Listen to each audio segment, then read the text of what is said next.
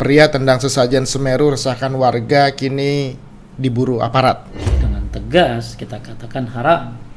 Ini akidah, ini penting. Jadi berhala itu bisa Evolusi. Berarti kan ini kuat sekali, Ustaz. Makanya penting kita belajar tauhid dan takut terhadap kesyirikan.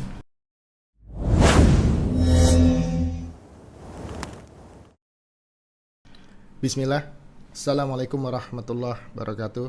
Alhamdulillah. Allahumma sholli wa sallim ala nabiyina Muhammad.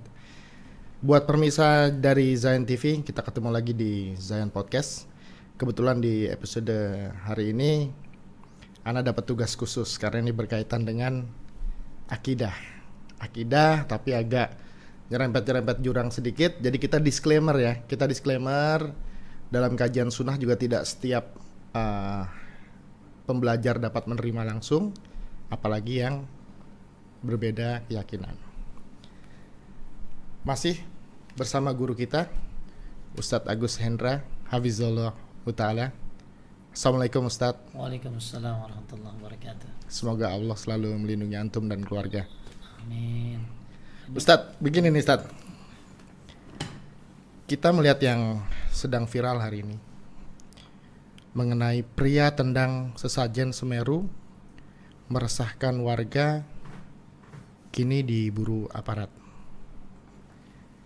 Kita mungkin yang sudah belajar, kita tahu, tapi kita juga sadar kita hidup di Indonesia dengan beberapa agama juga yang sudah dilindungi oleh undang-undang. Kita mau melakukan pandangan, persepsi dari Ustadz, pendapat secara hukum Islam dan syariat. Jadi kita ngobrol kebanyakan disclaimernya nih, Tat. Disclaimer ini biar nggak dikit-dikit disomasi orang nanti, Ustaz. Tapi buat pemirsa sekali lagi, nontonnya jangan dipotong-potong. Kita nontonnya jangan dipotong-potong. Untuk yang ini kita coba tuntaskan penuh ya, Ustaz ya. Ustaz, kita mulai, Ustaz.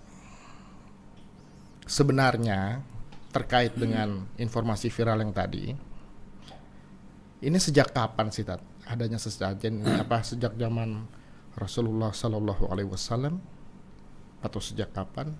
Tafadhol Ustaz. Alhamdulillah wa salli wa sallim ala nabiyina Muhammad.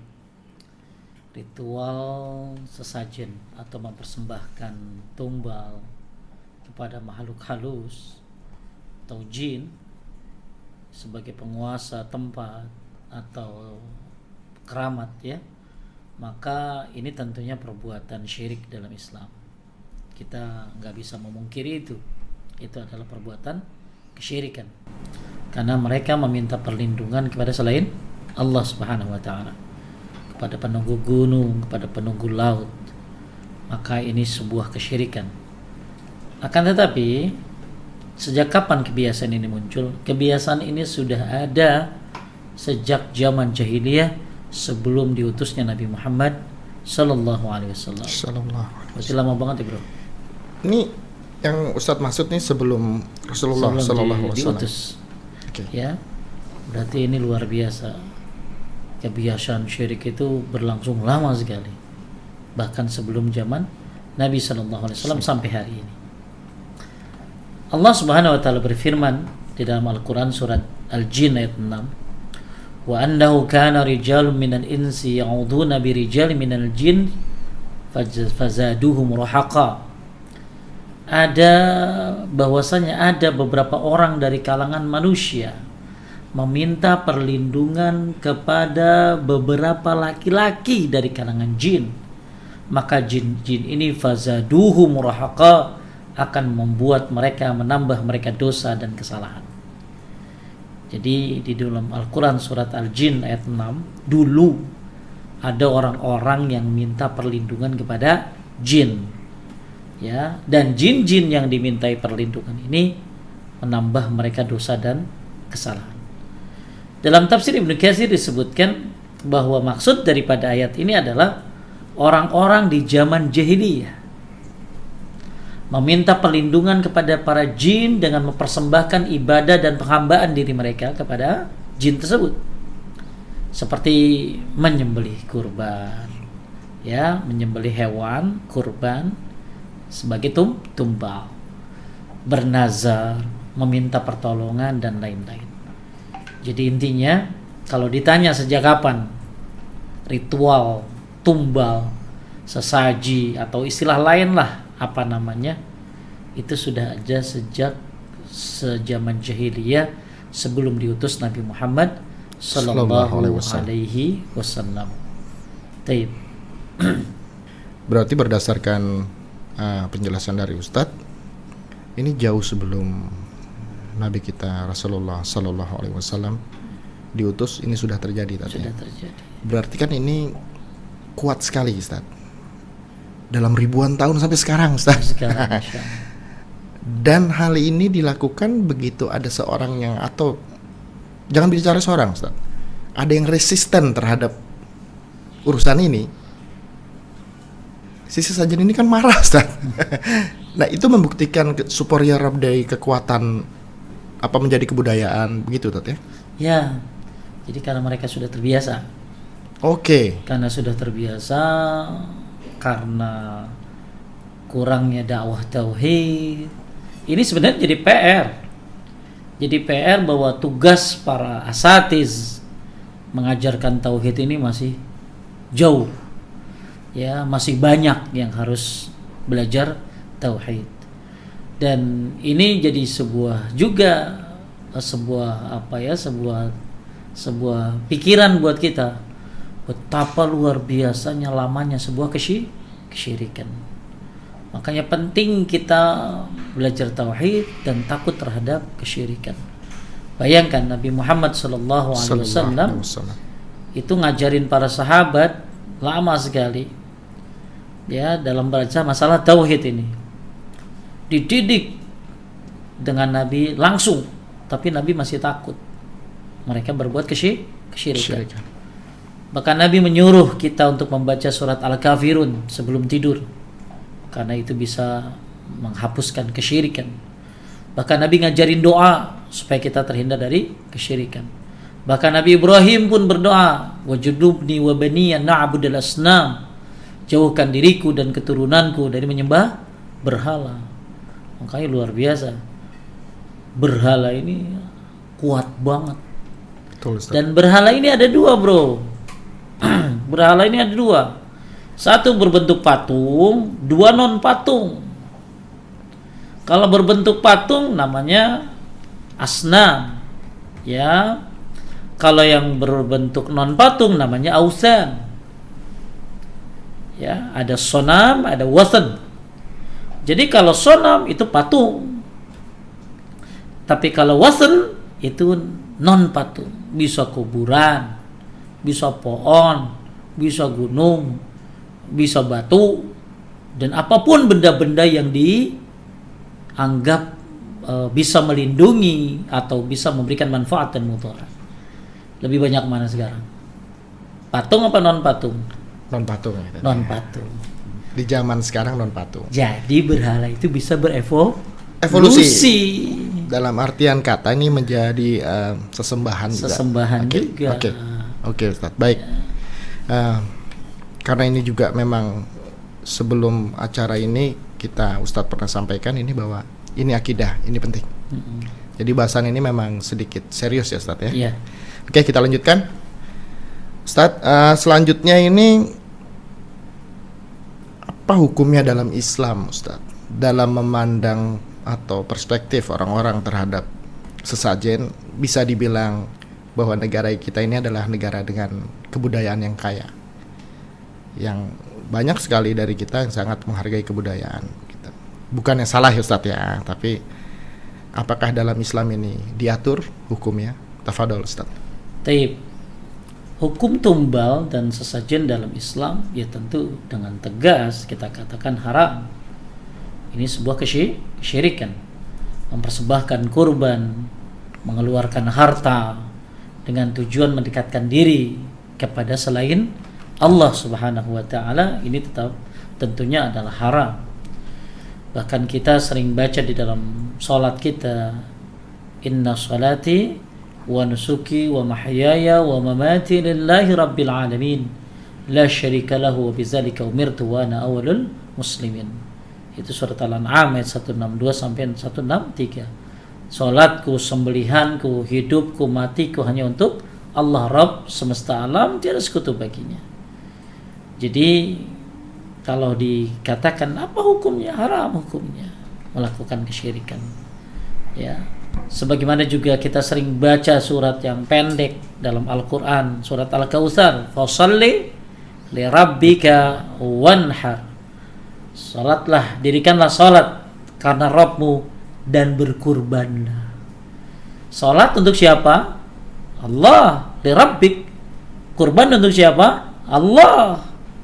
Maka tidak boleh seseorang berkurban, memotong hewan, memberikan sesajen atau makanan atau apa dengan tujuan meminta perlindungan kepada selain Allah, kepada penguasa gunung, kepada penguasa laut, maka ini termasuk kesyirikan. Dan ini dengan tegas harus kita katakan demikian.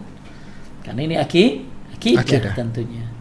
Makanya kedua ayat tadi, inna salati wa nusuki tadi, ya. Kemudian fasalli li rabbika wanhar tadi. Dua ayat ini menunjukkan agungnya keutamaan ibadah salat dan kurban. Karena merupakan dua ibadah yang merupakan bukti kecintaan kepada Allah Subhanahu wa taala. Dan pemurnian agama bagi semata-mata hanya untuk mendekatkan diri kepada Allah Subhanahu wa taala. Jadi dua ayat tadi adalah dalil bahwa salat kita, ibadah kita, termasuk kurban kita, sembelihan kita hanya untuk Allah Subhanahu wa taala. Taib, jadi mempersembahkan ibadah kepada selain Allah, sesajen dan lain-lain yang sejenisnya, baik itu untuk jin, untuk makhluk halus yang dianggap tujuannya mengagungkan, mendekatkan diri kepada selain Allah dengan istilah tumbal atau sesajen, adalah perbuatan syirik besar yang bisa menyebabkan pelakunya keluar dari agama Islam. Tadi baru mau ngomong itu, Ustaz. Iya. Jadi Astagfirullah. itu ya, jadi mempersembahkan ibadah ini hanya untuk Allah. Tapi ketika suatu ibadah dipersembahkan kepada selain Allah, maka ini perbuatan dosa besar, termasuk tadi apa, sesajen, tumbal, dan ini termasuk syirik besar yang bisa menyebabkan pelakunya keluar dari agama Islam. Ya, waliyahzubillah. Barakallahu fikum, Ustaz. Kita lanjutkan ya, karena memang semakin kesana ini semakin menggelitik kita, Ustaz. Ada yang biasa membahas ini, ada juga yang tidak biasa atau risih membahas ini. Banyak kan nggak biasa, bro. Banyak nggak biasa, karena ada unsur tidak enak. Nah, satu, kedua, orang nggak bisa bedain mana akidah, mana muamalah gitu loh. Ya kalau akidah ya nggak bisa, kita harus katakan tidak ada tawar menawar ya. Tapi kalau muamalah, selama tidak ada dalil yang mengharamkannya, seperti bisnis apa ya, kalau nggak ada yang mengharamkannya dibolehkan. Berarti akidah itu sangat berpengaruh terhadap iman ya, Ustaz ya. Berpengaruh terhadap kepercayaan iman gitu. Ya. Allah Ta'ala berfirman, innama harrama alaikumul maitata waddama wa lahmal khinzir wa ma uhilla bihi li ghairillah. Sungguhnya Allah Ta'ala mengharamkan bagimu bangkai, darah, daging babi, dan sembelihan yang dipersembahkan kepada selain Allah. Nah, yang dimaksud dengan sembelihan dipersembahkan kepada selain Allah, kata Imam At-Tabari, adalah sembelihan yang dipersembahkan kepada berhala atau diperuntukkan untuk sesembahan-sesembahan lainnya. Ada hadis dari Ali bin Abi Thalib radhiyallahu an, Rasulullah sallallahu alaihi wasallam mengatakan, man lahanallah man zabaha li ghairillah. Allah melaknat orang yang menyembelih untuk selain Allah. Tuh. Jadi Allah melaknat, la'anallah. Allah melaknat orang yang menyembelih atau berkurban untuk selain Allah Subhanahu wa taala. Berarti ini hadis ancaman besar bagi orang yang menyembelih untuk selain Allah. Kenapa? Karena di sini ada kalimat laknat. Laknat ya, Ustaz. Laknat di sini Allah melaknat orang yang menyembelih untuk selain Allah. Kenapa? Karena ini termasuk perbuatan dosa besar. Bahkan ini termasuk syirik.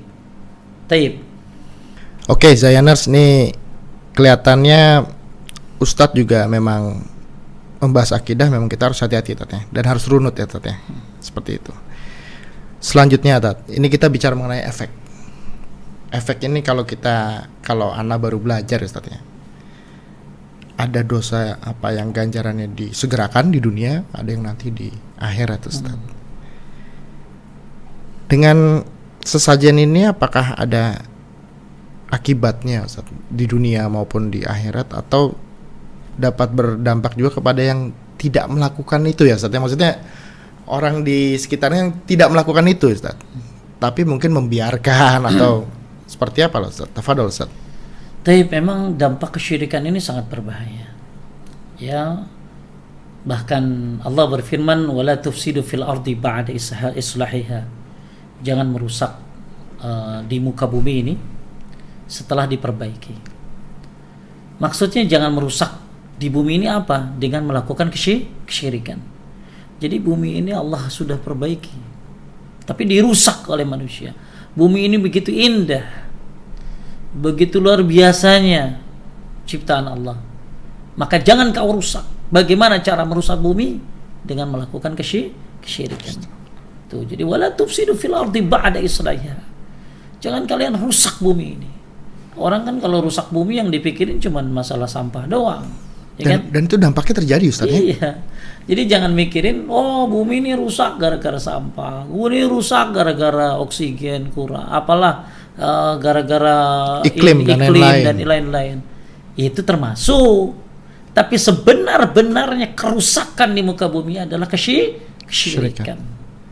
Itulah sebesar-besarnya kesyirikan. Kata Ibnu Qayyim, termasuk merusak di muka bumi ini adalah dengan kesyirikan dan tidak mencontoh atau mencontoh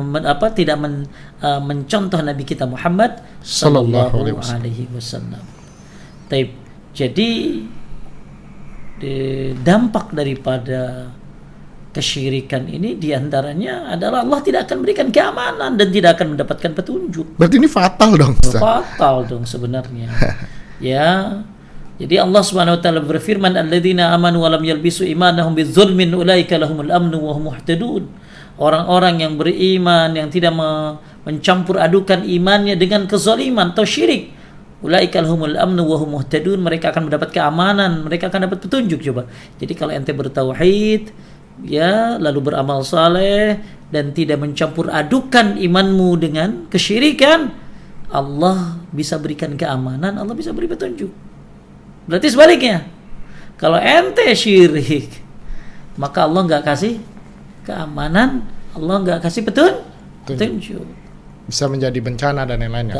Maka dakwah para asatiz yang paling penting adalah dakwah tauhid. Banyak yang bilang ini halal, ini haram, banyak bro. Tapi yang bilang ini syirik, nggak boleh. Itu jangan. Itu susah. Itu susah. Bukan susah, buat sebagian orang itu tidak biasa kayak gitu, Ustaz. Ini sunnah. Susah itu. Gak enak nih. Jadi ya kalau ngomong ini halal, ini haram banyak. Tapi ngomong ini syirik, bahkan menjelaskan syirik itu ada yang besar, ada yang kecil. Ini solusinya tauhid A B C D, dikit bro. Karena tadi kebanyakan orang nggak biasa dan sukanya neranginnya tuh sholat mulu. Betul. Ya sholat bagus lah bro. Betul. Tapi gimana kalau sholat dia syirik?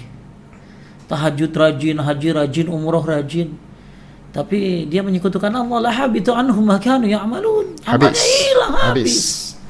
Lain asyrakta la yahbatanna amaluk. Kalau kalian syirik, hilang apa yang telah kalian kerjakan. Jadi efeknya bisa nggak dapat keamanan, bisa nggak dapat petunjuk. Maka dakwah yang pertama kali yang kita akan gaung-gaungkan terus sampai kita mati, sampai kiamat datangnya tauhid terus. Ya, karena ini salah satu aplikasi daripada asyhadu an la ilaha illallah. Ya, bahkan efek di dunia itu tadi nggak dapat keamanan, nggak dapat petunjuk. Efek di dunia bisa banyak musibah. Ya, efek di dunia bisa merusak bumi. Nah, efek di akhirat. Nah, ini yang bahaya nih, efek di akhirat nih, Bro. Dalam Al-Qur'an surat Al-An'am ayat 128, ya. Yauma yahsyuruhum jami'an ya ma'asyaral jin qad ista'sartum minal insi. Jadi nanti di akhirat ingatlah pada hari Allah menghimpun mereka semua. Jadi Allah menghimpun kita semuanya.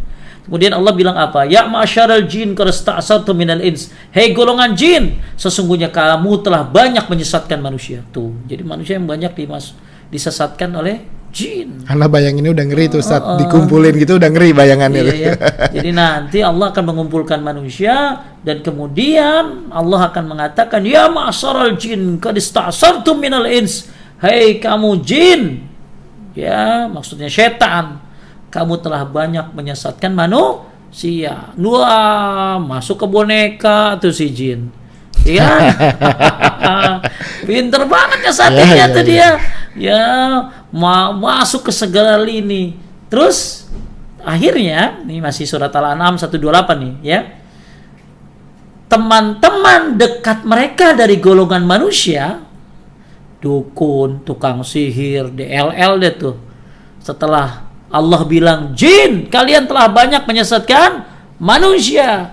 Maka teman-teman mereka, teman-teman si jin ini, setan ini ngomong begini, ya Rabb kami, sungguhnya sebagian kami telah mendapatkan kesenangan, manfaat dari sebagian yang lain, dan kami telah sampai kepada waktu yang telah engkau tentukan bagi kami. Apa kata Allah? Neraka itulah tempat tinggal kalian.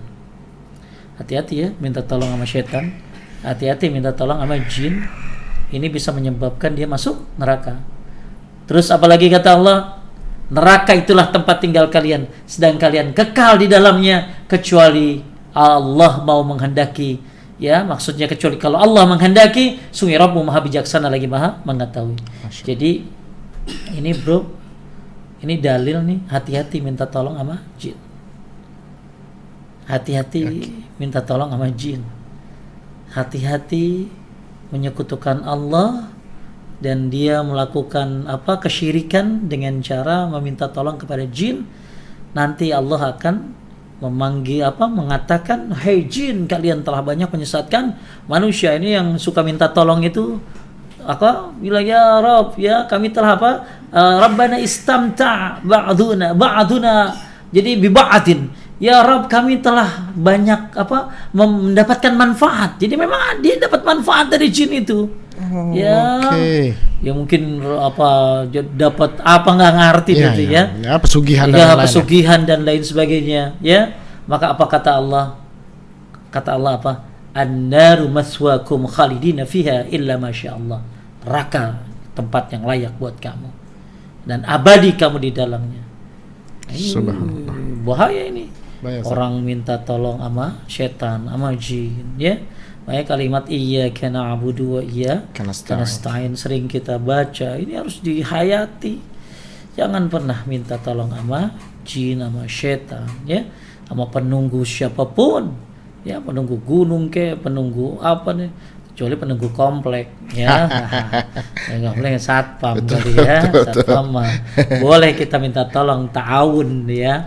Ta'awun dalam arti manusia kan gitu ya, nolong dia, hormatin dia. Tapi kalau sama penjaga-penjaga gunung yang bersifat jin, setan, ini bahaya ya. Bisa-bisa nanti masuk neraka. Ini surat apa tadi? Al-An'am 128 ya.